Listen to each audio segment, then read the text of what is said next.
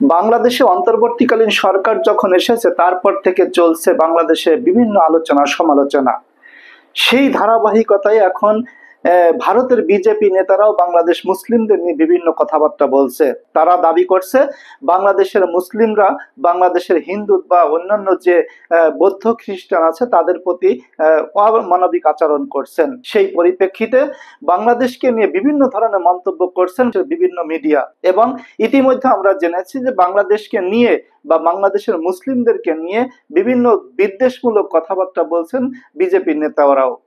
ভারতের বিজেপি নেতা যে কড়া হুঁশিয়ারি দিয়েছে বাংলাদেশের অন্তর্বর্তীকালীন সরকার ইউনূসকে সহ তার উপদেষ্টাদের, ভারতের সেই বিজেপি নেতার কড়া হুঁশিয়ারি দিলেন ভারতের আরেক নেতা মমতা ব্যানার্জি। মমতা ব্যানার্জি যেসব কথা বলছেন, দর্শক আপনারা আমাদের সাথেই থাকুন, বিস্তারিত দেখতে থাকুন। এই যে বাংলাদেশের যে অন্তর্বর্তীকালীন সরকার আছে সেই সরকারকে ভারত কখনোই মেনে নিতে পারছে না। তারই পরিপ্রেক্ষিতে বিভিন্ন ধরনের কথা আসছে, বিভিন্ন ধরনের মন্তব্য আসছে। ভারতের বিভিন্ন মিডিয়া বিভিন্ন ধরনের কথাবার্তা বলছেন, বিভিন্ন ধরনের নিউজ প্রকাশ করছেন। অদ্যাবধি পর্যন্ত আজ 100 দিনের বেশি হয়ে গেল বাংলাদেশের অন্তর্বর্তীকালীন সরকার ভারতকে নিয়ে কোনো কথা বলেনি। কিন্তু ভারতের কিছু মিডিয়া আছে, ভারতের কিছু দালাল মিডিয়া আছে, সেই মিডিয়ারা কিন্তু বাংলাদেশকে নিয়ে বিভিন্ন প্রোপাগান্ড ছড়াচ্ছে। আপনারা দেখছেন এবং আপনারা অনুভব করতে পারছেন, সেই মিডিয়াগুলো বিভিন্ন ধরনের কথাবার্তা বলে বাংলাদেশের ভিতর এবং ভারতের ভিতর একটা বিচ্ছেদ তৈরি করার চেষ্টা করছে। দর্শক, সেই বিজেপি নেতা কি বলছে এবং কোন ধরনের কথা বলছেন, মমতা ব্যানার্জি সেই যে কথার প্রোটেকশন দিচ্ছেন বা সেই যে কথার কাউন্টার দিচ্ছেন, সেই কাউন্টার কিভাবে দিচ্ছেন আমরা সেই মমতা ব্যানার্জির কথা শুনে আসব। আপনারা আমাদের সাথেই থাকুন, দেখতে থাকুন বিস্তারিত। সেন্ট্রাল গভর্নমেন্টে যারা আছেন তারাও তো পার্টিকুলার একটা ধর্মের বিরুদ্ধে প্রচন্ড একটা ভিন্ডিকটিভ অ্যাটিটিউড নেন। আমরা মনে করি কোনোটাই ঠিক নয়। মন্দিরও থাকবে, মসজিদও থাকবে, গুরুদ্বারাও থাকবে, গির্জাও থাকবে। আমরা শান্তির পক্ষে, আমরা উন্নয়নের পক্ষ। ধর্মীয় মতামত প্রত্যেকে যেন পালন করতে পারে তার স্বাধীনতা অনুযায়ী আমরা এটার পক্ষে। আমরা দুঃখিত, আমরা মর্মাহত।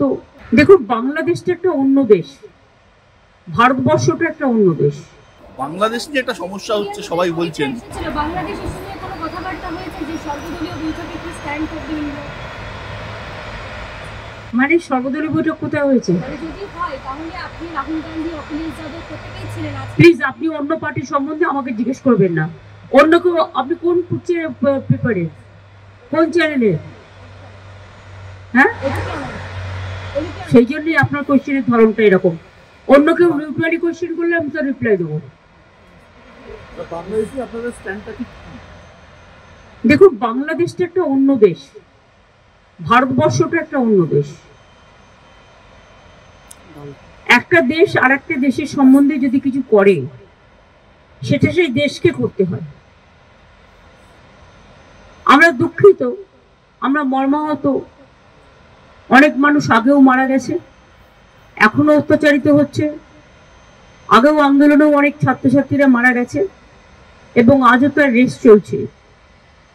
এবং আমরা তো কেউ ঘটনাটাকে সমর্থন করছি না। যে কোনো ঘটনায়, যে কোনো ধর্মের ওপরেই হোক না কেন, আমরা সেটাকে সমর্থন করি না।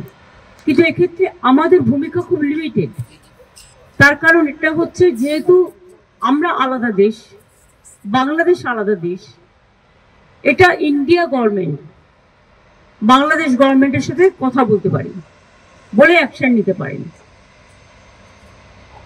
আমরা এটুকু বলতে পারি যে আমরা এক্সটার্নাল অ্যাফেয়ার্স পলিসির ব্যাপারে তৃণমূল কংগ্রেসের স্ট্যান্ড হচ্ছে যে যখনই গভর্নমেন্টে থাকুক না কেন আমরা গভর্নমেন্টের স্ট্যান্ডটাকে সাপোর্ট করি।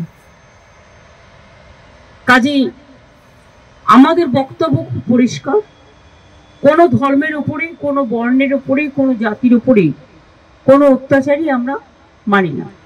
না হিন্দু, না মুসলমান, না শিখ, না খ্রিস্টান, আমরা সবাই এক। এটাই আমাদের প্রিন্সিপাল। সুতরাং বুঝলে, আমার কথা দিয়ে বুঝতে পারলেন, আমরা যেসব ঘটনা আজ নয় গত 1 বছর ধরে ঘটছে, প্রত্যেকটা ঘটনার জন্যই আমরা দুঃখিত। কিন্তু দুঃখিত হলেও আমরা যেহেতু একটা অন্য দেশের নাগরিক, এবং আমাদের স্টেট গভর্নমেন্ট আছে, কিন্তু সেন্ট্রাল গভর্নমেন্টও আছে। সুতরাং এটা জিওআই মানে government of India can take up the matter with the Bangladesh government. এটা বোথ দ্য কান্ট্রিজ কথা বলতে পারে, সেটেল করতে পারে। এক্ষেত্রে আমাদের তো কোনোভাবে ইনভলভ করা হয় না, এবং আমরা জানিও না। তিস্তা ব্যাপারে চুক্তি হয়ে গেছিল, আপনারা জানেন, যে আমাদের জানানো হয়। কাজে আমাদের দিক থেকে আমরা বাংলাদেশকে ভালোবাসি, বাংলাদেশও আমাদের ইন্ডিয়াকে নিশ্চয়ই ভালোবাসে, বাংলাকেও ভালোবাসে। আমাদের ভাষা, সাহিত্য, পোশাক, পরিচ্ছদ সবই এক। রাজনৈতিকভাবে যাই মতামত থাকুক না কেন, আমরা এটা নিশ্চয়ই চাই না যে কোনো ধর্মে ধর্মে বিভেদ হোক এবং তার কোনো রেশ কারো উপর পড়ুক, এটা আমরা কখনোই চাই না। এবং সেন্ট্রাল গভর্নমেন্টে যারা আছেন তারাও তো পার্টিকুলার একটা ধর্মের বিরুদ্ধে প্রচন্ড একটা ভিন্ডিকটিভ অ্যাটিটিউড নেন। আমরা মনে করি কোনোটাই ঠিক নয়। মন্দিরও থাকবে, মসজিদও থাকবে, গুরুদ্বারাও থাকবে, গির্জাও থাকবে। ধর্ম যার যার আপনার, উৎসব সবার। আমরা শান্তির পক্ষে, আমরা উন্নয়নের পক্ষ। ধর্মীয় মতামত প্রত্যেকে যেন পালন করতে পারে তার স্বাধীনতা অনুযায়ী, আমরা এটার পক্ষে। পার্লামেন্টে যা স্ট্যান্ড নেয় সেটা আমাদের ইন্ডিভিজুয়াল কারো ব্যাটার নয়। এই ম্যাটারটা নিয়ে স্ট্যান্ড নেবে তৃণমূল কংগ্রেস পার্লামেন্টারি পার্টির চেয়ারম্যান, আমি, লোকসভা এবং রাজ্যসভায়। কিন্তু লোকসভায় আমাদের লিডার আছে সুদীপ বন্দ্যোপাধ্যায়, চিফ হুইপ আছে কল্যাণ বন্দ্যোপাধ্যায়, এবং রাজ্যসভায় আমাদের লিডার আছে ডেরেক ওব্রায়েন, ডেপুটি লিডার আছে সাগরিকা, এবং চিফ হুইপ আছে সম্ভবত নাদিম। সুতরাং তারা সিদ্ধান্ত নেবেন। তারা আমাকে জিজ্ঞেস করলে আমার ওপিনিয়ন আমি দেবো।